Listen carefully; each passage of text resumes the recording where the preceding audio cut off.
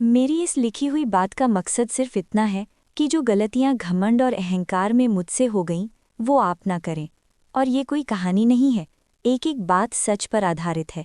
मैं एक job holder लड़की हूँ, अल्हम्दुलिल्लाह ग्रेड 18 की सरकारी मुलाजिम हूँ एजुकेशन डिपार्टमेंट में, और बदकिस्मती से 2 बच्चों की माँ हूँ और खुला ले चुकी हूँ।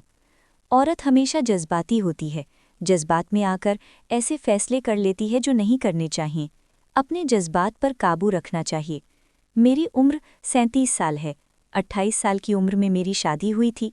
मेरी शादी अपने ही परिवार में हुई थी। मेरे शौहर भी सरकारी जॉब होल्डर थे। वो हेल्थ डिपार्टमेंट में ग्रेड 15 में नौकरी करते थे। मेरी पहली औलाद बेटा था।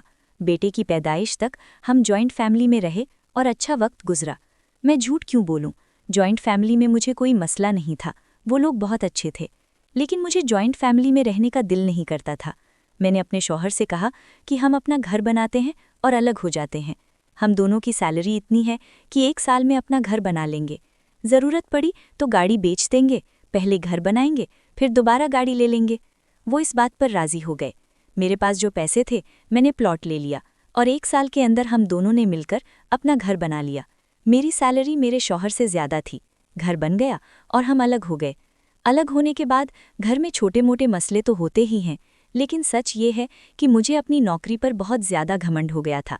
मैं अपनी नौकरी को ही सब कुछ समझ बैठी थी और यही मेरी ज़िंदगी की सबसे बड़ी बेवकूफ़ी थी, जो आज मुझे समझ आ रही है। फिर मेरी बेटी पैदा हुई।